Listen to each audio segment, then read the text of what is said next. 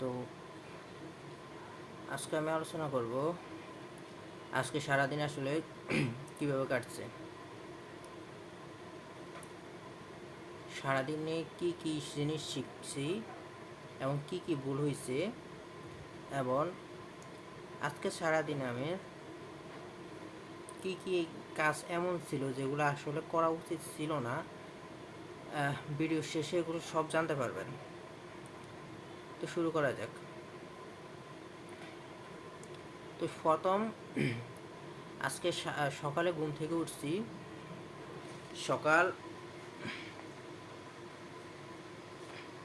আজকে সকালে ঘুম থেকে উঠছি সকাল 7টা বাজে, 7টা 47 বাজছে যখন আমি ঘুম থেকে উঠছি। ঘুম থেকে উঠে ফ্রেশ হয়েছি। ফ্রেশ হয়ে আজকে নাস্তা করি নাই। চিন্তা করছিলাম যে আজকে কাঁচা ছোলা ছিল যেগুলো আসলে রাতে ভিজিয়ে রাখছি, এগুলা সকালে খাইছি। খাইয়া চিন্তা করছি যে আমি আসলে যখন ফার্মেসিতে কাজে ফার্মেসিতে যাওয়ার পর ওই সময় আসলে নাস্তা করব। তো এই চিন্তা ভাবনা নিয়ে আসলে সকালে আবার জন্য নাস্তা করি নাই। তো সকালে কি করছি, ঘুম থেকে ওঠার পর মনে আসতেছে না, হ্যাঁ, আনকিতে সর্বপ্রথম রিভিশন দিচ্ছে আমার যে পড়া, এগুলো আনকিতে রিভিশন দেওয়ার পর আসলে আমার হাতে খুব বেশি সময় ছিল না। আমি আজকের দিনের 3টা পরিকল্পনা লিখছি। সকালের দিনের 3টা পরিকল্পনা লিখছি। 3টা পরিকল্পনা এমন ছিল, তার মধ্যে একটা ছিল যে 3টা ওষুধ শিখবো, 10টা ওষুধ রিভিশন দেবো, আর 3 নম্বর একটা পরিকল্পনা যেটা এখনও আমার মনে আসতেছে না। এরকম 3টা পরিকল্পনা ছিল। তো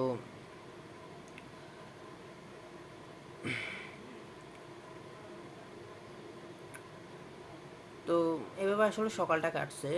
আর তেমন কিছু করি নাই। সকালে চলে গেছি ডিউটিতে যাওয়ার পর ওইখানে প্রতিদিনের মতো গিয়ে আসলে প্রথমে ফিঙ্গার দিছি, তারপর হাজিরা খাতায় সাইন করছি, তারপর আসলে ফার্মেসিতে গিয়ে বক্স খুলে দিচ্ছি। আজকে আমি নিচতলার সম্পূর্ণ মেডিসিন দেওয়ার চেষ্টা করছি, কিন্তু আজকে আসলে অনেক অন্য দিনের তুলনায় আজকে মেডিসিন দিতে অনেক লেট হয়ে গেছে।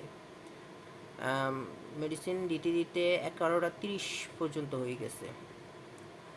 তো 11টা 30 মিনিট পর্যন্ত আসলে অনেক লেট হয়েছে, যার কারণে আসলে সিনিয়রদের কথা শুনতে হয়েছিল। তারপর কি করছি, তারপর আসলে বিভিন্ন কাজ ছিল, ওগুলা করছি। তার পাশাপাশি বাকি সময় আসলে মোবাইলে ফেসবুকে রিল স্ক্রলিং করছি এবং এভাবে আসলে সময়টা কাটছে। দুপুরে চলে গেছি খাইতে, খাওয়া দাওয়া শেষ করে এসে 20 মিনিট রেস্ট করে আবার চলে গেছে ফার্মেসিতে গিয়ে আসলে ওরকমই টাইম পাস করছি, রিল স্ক্রলিং করে সময় নষ্ট করছি। এবং বিকেলের দিকে অনেক লেট করছি। বিকেলের দিকে আসলে 3টা ওষুধকে খুব ভালোভাবে শিখার চেষ্টা করছি, যদিও ওইভাবে আসলে ভালোভাবে শিখা হয় নাই, বা যেভাবে আমি চাইছিলাম এভাবে হয় নাই, তবে চেষ্টা করছি। তো এটা করার পর আমি আসলে মাগরিবের আজান দিচ্ছে, নামাজ পড়ে কিছুক্ষণ কমপ্লেক্সে গুডিল হসপিটাল একটা আছে, কমপ্লেক্স আরেকটা আছে, ওইখানকার ফার্মেসিতে গিয়ে কিছুক্ষণ সময় কাটাইছি। আমার আসলে ওইখানে গিয়ে সময় কাটাইতে ভালো লাগে, এই জন্য সময় কাটাইছি। তো সময় কাটানোর পর আবার কামব্যাক করছি, আবার আসলে ফার্মেসিতে ফিরে এসে কি করছি, ফিরে এসে আসলে মেডিসিন দিছি। মেডিসিন দিই নাই আসলে, ওইভাবে বসে রয়েছি, বসে বসে ওই 3টা শিখছি কিছুক্ষণ, আবার কিছুক্ষণ ফেসবুকে রিল স্ক্রলিং করতেছিলাম, আবার কিছুক্ষণ ওই মেডিসিন শিখতেছিলাম। এভাবে আসলে করতেছিলাম আর কি। এভাবে করতে করতে আসলে শেষে তেমন একটা সময় ছিল না, তবুও আমি আসলে লাস্ট 8টার পরে 10টা রিভিশনের কথা বলছি যে আমি সকালে ওই 10টা রিভিশন দেওয়ার চেষ্টা করছি।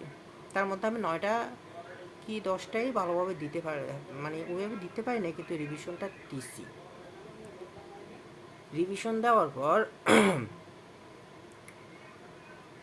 রিভিশন দেওয়ার পর আমি আসলে 8টা তখন 8টা ঠিক 20 বাজে আমি চলে গেছি খাইতে। খাইতে চলে গেছি, খাওয়া দাওয়া খাইতে চলে গেছি। তখন আমি একটা জিনিস করছি যে আমি আসলে আজকে ছাদে ভাবছিলাম যে গান শুনবো, খাইতে চাইতে গান শুনবো, কিন্তু উল্টাটা হয়েছে। আমি আজকে উপরে যখন খাইতে যাব, আমাদের আসলে লিফট বন্ধ, তো সিঁড়ি দিয়ে যাইতে হয় খাইতে। তো যেহেতু সিঁড়ি দিয়ে খাইতে যাইতে হয়, সেহেতু আমি মোবাইল এবং সব কিছু নিয়ে যাওয়ার চেষ্টা করছিলাম, কিন্তু আমি হেডফোন ঠিকই নিয়ে গেছি, কিন্তু মোবাইল আসলে ওই ফার্মেসিতেই রেখে গেছিলাম। এরপর যখন আমি 3 থেকে 4 তলায় উঠছি, তখন আমার মনে পড়ছে যে আমি তো মোবাইল নিয়ে নেই, শুধু হেডফোন নিয়ে আসছি, তো এখন গান কীভাবে শুনবো। ছাদে গিয়ে ভাবছি কি 5 মিনিটের মতো গান শুনি মন ফ্রেশ করার জন্য। তো হেডফোন দিয়ে তো, খালি হেডফোন দিয়ে তো আর গান শোনা যায় না। আবার সিঁড়ি দিয়ে আসলে 4 তলা পর্যন্ত নামা, আবার ওই সিঁড়ি দিয়ে উঠা খুবই কষ্টকর। তো আর ওই জন্য গান শোনা হয় নাই, ওটা খুব জরুরি কিছু ছিল না। তো এরপর খাইতে চলে গেছি, কেমন খাওয়া দাওয়া করছি, খুব ভালোভাবে খাওয়া দাওয়া করছি, কারণ বাড়ি থেকে তরকারি পাঠাইছি, তো বাড়ি থেকে পাঠানোর তরকারিগুলো অনেক ভালো হয়। আমার বাড়ি থেকে অনেক যে তরকারি পাঠায় আসলে অনেক, মানে অনেক ভালোভাবে পাকায়, আসলে খাইতে ভালো লাগে। তো খাইছি, ভালোভাবে খাওয়া দাওয়া করছি, খাওয়া দাওয়া করে আবার ফার্মেসিতে চলে আসছি। ফার্মেসিতে যখন আসছি তখন 8টা 37 বাজে। আসার পর আসলে কিছুক্ষণ বসে রয়েছি, বসে দেখছিলাম যে আসলে ওরা কীভাবে হিসাব দেয়। আমার ফার্মেসিতে যখন ডিউটি শেষ হয় তখন আসলে হিসাব দেওয়া হয় যে আসলে আজকের দিনে সেল কীরকম হয়েছে, ডাক্তার আসলে কনসালটেন্সি মানে ডাক্তার ভিজিট আসলে কত নিচ্ছে, আর মূলত এই দুইটাই দেওয়া হয়।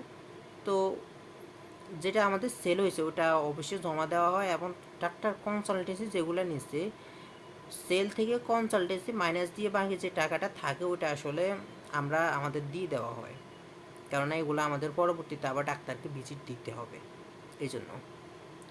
তো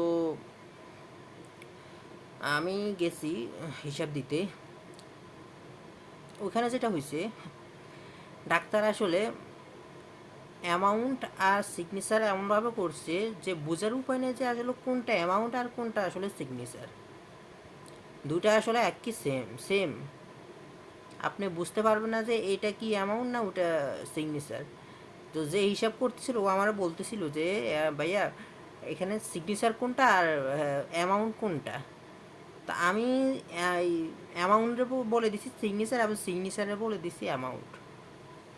তো হাসতেছিল, এমন এটা নিয়ে অনেকের সাথে কথা বলছে, এমন ওই ডাক্তারে বলতেছে যে আসলে ও ডাক্তার নাকি প্রতিনিয়ত এভাবে করে। তো এটার পরে আসলে হিসাব দিছি, হিসাব দিয়ে 15,500 টাকা দিছে। আমার এখান থেকে আমাকে 108 টাকা দিতে বলছে। তার মানে কি, আমি ওনার কাছ থেকে টোটাল 14,392 টাকা পাবো। 14,392 টাকা আমি পাবো, এখন ওনাকে দিতে হবে কত, 108 টাকা। উনি আমাকে দিয়েছে 15,500 টাকা, না 15,500 টাকা দিচ্ছে, এমন আমি যদি ওনাকে দিতে হয় 108 টাকা, তাহলে 15,398 টাকা, সরি 15,392 টাকা আমরা পাবো। তো 15,392 টাকা রাখি আপা যে হিসাব নিত উনি আসলে তখন ছিল না, আমি পরবর্তীতে 108 টাকা নিয়ে গেছিলাম, তারপর ওনাকে আর পাই নাই। তো রেখে দিছি যে পরবর্তীতে যে আসবে তাকে বলে দিছি যে হ্যাঁ আপনি দিয়ে দেন, আমি তো ওনাকে পাই নাই। তো এই পর্যন্ত সব কিছু ঠিকঠাকই ছিল, কোনো রকমের কোনো সমস্যা ছিল না। সমস্যাটা শুরু হয়েছে তারপর। কী সমস্যা আমি বলতেছি। তো আমি আসলে চলে গেছি সব কিছু গোছগাছ করে, খাতা নিয়ে আর বাটি নিয়ে, খাওয়ার বাটি আর খাতা নিয়ে, কলম এগুলো নিয়ে আসলে আমি বাসার দিকে ব্যাক করছি। তো আমি আসলে ব্যাক করার পর মোবাইল নিতে ভুলে গেছি, মানে মোবাইল নিতেই ভুলে গেছি। তা আমি আসলে পরবর্তীতে মোবাইল নেওয়ার জন্য গেছিলাম। আমি মোবাইল নেওয়া যাওয়ার আগে আমার একটা জিনিস মনে হয়েছে যে না একটু পরে যাই, কেন জানি আমার এই জিনিসটা মনে হয়েছে। এমন মানে প্রায় সময় এই যে একটা জিনিস কিউরিওসিটি আমার মধ্যে আসলে একটা পজিটিভ থিঙ্কিং কাজ করে। আমি একটু পরে বলতেছি কেন, আমার মনে হচ্ছে যে একটা সবজিওয়ালা সবজি বিক্রি করতেছে, আমি ভাবতেছি এখানে একটু দেখে তারপর আসলে ফার্মেসিতে গিয়ে মোবাইলটা নিয়ে আসি। তো এটা ভাবছি, কিন্তু আসলে এটা করি নেই। আমি পরে ফার্মেসিতে চলে গেছি। ফার্মেসিতে গিয়ে মোবাইল নিচ্ছি, মোবাইল নিয়ে যখন চলে আসবো তখন আসলে একটা ছেলে বলে যে আমি নাকি ওর নাম করে বলতে আরেকজনকে বলছি যে ও নাকি ক্যান্টিনে সিঙ্গারা খায়, হ্যাঁ আমি কেন খাইতে পারব না। তা আসলে আমি বলছি একটা এক্সাম্পল দিয়ে, কারণ আজকে সকালে যখন আমি ক্যান্টিনে গেছিলাম তখন আসলে ওই লোক আসলে আমাকে নাস্তা দিতে চাইছিল না, কেননা ওনার কথা হয়েছে যে আমি নাকি প্রতিদিন সকালবেলা এসে সিঙ্গারা খাই, এবং ওনাদের নাকি এই জন্য লস হয়ে যায়, আমাদের নাকি পরোটা খাইতে হবে, সিঙ্গারা আসলে আমাদের জন্য না। তো আমি আসলে একটা ও ছেলের আমাদের পারমিটের আরেকজনকে দিয়ে উদাহরণ দিছি যে ও তো এসে খাইয়ে যায়, ও বলতেছে যে ও তো নাইট করে। তা আমি বলতেছি যে ঠিক আছে, ও তো যেহেতু নাইট করে খাইয়া যায়, কিন্তু তবুও তো নিয়ম হলে তো সবার জন্য এক সমান হওয়া দরকার। ও কী করে না করে ওটা ওর পার্সোনাল বিষয়, কিন্তু আপনাদের ওই এই ক্যান্টিনের নিয়মটা এক হওয়া দরকার। এক একজনের জন্য আলাদা আলাদা নিয়ম করা তো আসলে ঠিক না। তো এটা বলার পর ওই লোকটা আসলে খুব বাজে ব্যবহার করছে। তা আমি আসলে বলতেছি যে আপনার আসলে ব্যবহারও ভালো না, আসলে এভাবে ব্যবহার করা উচিত না।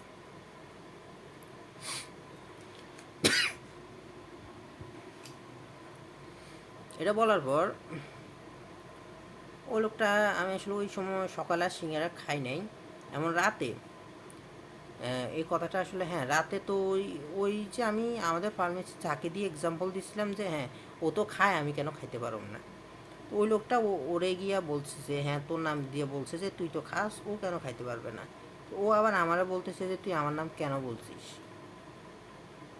হুম এখন আমি বলতেছি যে আমি এই ব্যাপার নিয়ে আসলে কথা বলতে চাই না, কারণ যে চলে গেছে এটা নিয়ে কথা বলে আসলে লাভ নাই। তো বলতেছে না কথা বলতে হইব, তুই কেন বলছিস আমার নাম নিয়ে।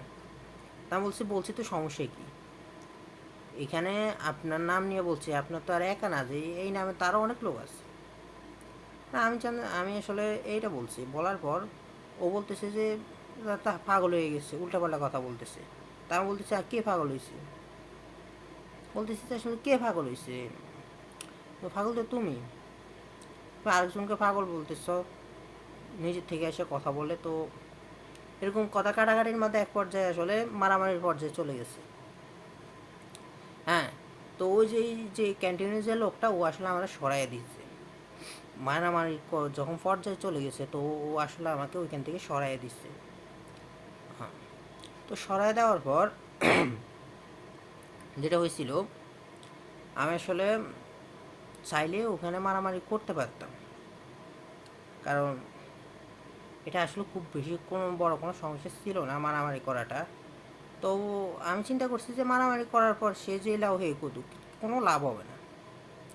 মারামারি করা যায়, কিন্তু এরপরেই সেই আগের মতোই, প্লাস নিজের লস হবে, প্লাস যার সাথে মারামারি করবো তার লস হবে, এছাড়া আর কিচ্ছু না।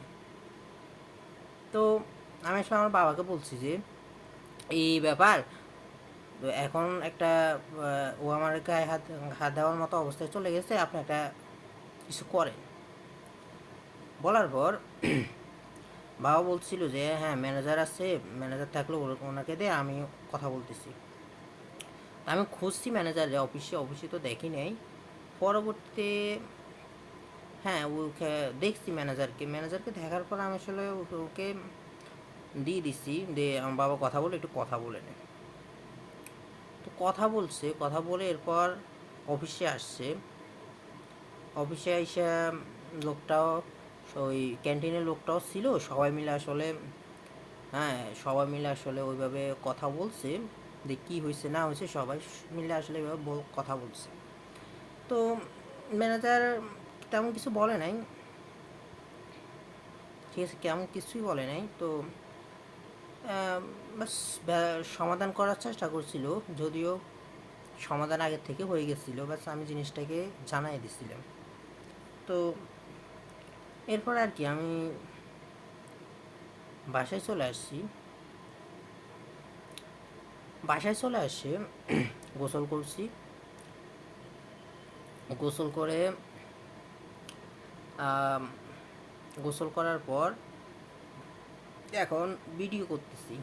আরেকটা কথা, আমি আসলে আমি আসলে একজনকে ভালোবাসতাম, আমার এখনও বাসি। তো যেটা হয়েছে, আমি এই করোনার পর একটা জিনিস রিয়েলাইজ করছি যে আসলে আমার প্রতি যে ঘাটতিগুলো, এক নাম্বার হচ্ছে নিজের থেকে স্টাবলিশ না হওয়া, দুই নাম্বার হচ্ছে নিজেকে প্রোটেক্ট না করতে না পারা এবং নিজেকে স্ট্রং করতে না পারা, আর তিন নাম্বার হইতেছে দায়িত্ব নিতে না পারা। ঠিক আছে, ভালো না, সরি, তিন নাম্বার হচ্ছে কমিউনিকেশন স্কিল বা কথা বলার যে একটা স্কিল আছে, ওটাকে আসলে ইমপ্রুভ না করা, ভালোভাবে কথা না বলতে পারা। এই যে আমি তিনটা বললাম, একটা হচ্ছে নিজেকে স্টাবলিশ না করা, দুই নাম্বার হচ্ছে নিজেকে স্ট্রং না করা, তিন নাম্বার হচ্ছে ভালোভাবে আসলে কথা বলতে না পারা। এই তিনটা ঘাটতি আসলে আমার মধ্যে আছে, এবং এই কারণে আসলে আমার সমস্যা যেটা ওটা খুব বেশি হইতেছে, খুব বেশি সমস্যা হচ্ছে। এখন হয়তো আমার বাবা আছে, আমার আমার মাও আছে, কিন্তু সব সময় কিন্তু আর ওরা থাকবে না। আমার দুনিয়াতে আমাকে আসলে লড়াই করে যাইতে হবে, না আমার বাবা থাকবে না মা থাকবে, এখন আছে কিন্তু সব সময় থাকবে না। তখন আসলে এরকম লোক যদি আমার গায়ে হাত হতো, দুই একটা থাপ্পড়ও মাইরা দেয়, বা আমারও যদি মাইরাও ফেলে, কেউ আসলে জিজ্ঞেস করার মতো থাকবে না যে আসলে ওরে কেন মারছে। মানুষ আসলে এমন পর্যায়ে চলে গেছে যে একটা লোককে রাস্তায় মারতেছে, চারপাশের লোক কী করতেছে, ওটা ভিডিও করতেছে, শ্যুট করতেছে, কেউ ধরতেছে না। সবাই জানে যে এটা অন্যায়, কিন্তু কেউ আসলে প্রতিবাদ করে না, কেউ আসলে ধরতে আসে না। সেম একটা ঘটনা ইদানিং আমি ফেসবুকে দেখছি, যে একটা কুকুরকে আসলে মাজারের নিচে পুকুরে বেঁধে রাখছে, এবং কুমির ওই পর্যায় থেকে মানে ওরে খাইতে আসতেছে, এবং মানুষ আসলে এই কাজটা করছে যে ওরা আসলে সবাই মিলে ভিডিও করতেছে, কেউ আসলে ওই কুকুরে বাসাইতে আসেনি। মানুষের ডোপামিনের মাত্রাটা এত হাই হয়ে গেছে আসলে, যে ওরা এরকম একটা পর্যায়ে চলে গেছে। এরপর যে কি হয়েছে, ওই কুমির আসলে ওই কুকুরকে মেরে ফেলে, মানে নিয়ে গেছে, এবং মানুষ সবাই মিলে আসলে দেখছে এবং ওটাকে উপভোগ করছে। একটা কুকুরের জীবন এখন বিনোদন হয়ে গেছে। তাহলে আপনি আর আমি কিভাবে একটা এই আমাদের দেশে, আমাদের বাংলাদেশে আপনি আর আমি আসলে কিভাবে সেফ থাকতে পারি? এখন প্রতিনিয়ত মানুষ যে পরিমাণ আসলে খারাপ জিনিসগুলো দেখতেছে, মানুষের ডোপামিনের মাত্রা যে পরিমাণ বাড়তেছে, আমার মনে হচ্ছে যে এমনও সময় আসতে পারে যে আসলে মানুষ খারাপকে এখন আর খারাপ ভাবতে শুরু করে না, খারাপ জিনিসগুলোকে মানুষ এখন নর্মাল নিতে শুরু করে। এমন এমন একটা পর্যায়ে আসতে পারে যখন জিনা ব্যবচারের মতো জিনিসগুলো রাস্তায় উঠবে হবে এবং মানুষ সেটাও উপভোগ করবে। দর্শনের মতো মারাত্মক অপরাধও রাস্তায় হবে। দর্শনের মতো মারাত্মক অপরাধও মাঝ রাস্তায় হবে, খোলা মাঠে দিনের আলোয় হবে। কিন্তু মানুষ আসলে সে জিনিসগুলো উপভোগ করবে, কেউ আসলে প্রতিবাদ করতে আসবে না। এরকম একটা সময় আসলে আসবে, এমন চলেও আসছে আমি মনে করি। এবং সামনে যে দিনগুলো আসছে, আগামী যে প্রজন্ম আসছে, আমি মনে করি যে এখন যে অবস্থা সে অনুযায়ী আগামী প্রজন্ম আসলে খুব খারাপ দিকে যাইতেছে। এমন এটা অবশ্যই তাদের জন্য একটা বড় ব্যাড লাক। খুবই দুঃখজনক এই জিনিসগুলা। মানুষ আসলে যে পর্যায়ে পৌঁছে গেছে, তবুও আশা আছে যদি কোনো এক সময় আমাদের দেশের পরিবর্তন হয়। আমি এখন হয়তো দেখতে পারবো না, কিন্তু আমি বৃদ্ধ বয়সে আসলে এই একটা দিন দেখতে চাই। আমি আসলে একটা দিন দেখতে চাই যখন আসলে কেউ একজন রাস্তার মধ্যে পড়ে যাবে আর 4-5 জন মিলে ওকে উঠাইতে আসবে। আমি ওই দিনটা আবারও দেখতে চাই যখন মানুষ একটা কুকুর ক্ষুধার্ত থাকলে ওরা খাবার দিতে চাইবে এবং ওর প্রতিনিয়ত খোঁজ নেবে। ওই দিনটা আসলে আমি আবারও দেখতে চাই। আমি আবারও আসলে ওই দিনগুলো দেখতে চাই যে দিনগুলোতে মানুষ মোবাইল না টিপে, মোবাইলের সময় নাই কাটায়, খেলার মাঠে গিয়ে আবারও সেই শৈশবের মতো খেলবে, আবারও আসলে ওইভাবে খেলাধুলা করবে, একে একে অপরের সাথে আসলে কথা বলবে এবং প্রত্যেকটা মানুষ তা আরেকজনকে সাহায্য করবে এবং প্রতিটা মানুষ তার নিজের জায়গা থেকে যতটুকু পারে আরেকজনকে খোঁজ নেওয়ার চেষ্টা করবে। যদিও এটা বর্তমান সময়ে এসে সম্ভব না, তবে তবে আমি বৃদ্ধ বয়সে ওইরকম একটা দিন দেখতে চাই। তো এখন 22 মিনিট আসলে 36, 37, 38, 50 সেকেন্ড, 22 মিনিট 50 সেকেন্ড এই প্রথমবার আমি আসলে কথা বলছি। এর আগে আসলে এইভাবে কোনোদিনও কথা বলি নাই। তো আমি চাই আপনারা সবাই, আমি আমার জায়গা থেকে বলার চেষ্টা করছি, আপনারা আপনাদের জায়গা থেকে সাপোর্ট করার চেষ্টা করেন, সাপোর্ট করে যান। কারণ আপনাদের সাপোর্টেই অনেক কিছুই আসলে পরিবর্তন হওয়া সম্ভব। ছোট ছোট উদ্যোগও আসলে বড় কিছু পরিবর্তন নিয়ে আসে। তো অবশ্যই আমাকে সাপোর্ট করবেন এবং সবাই ভালো থাকবেন। ধন্যবাদ।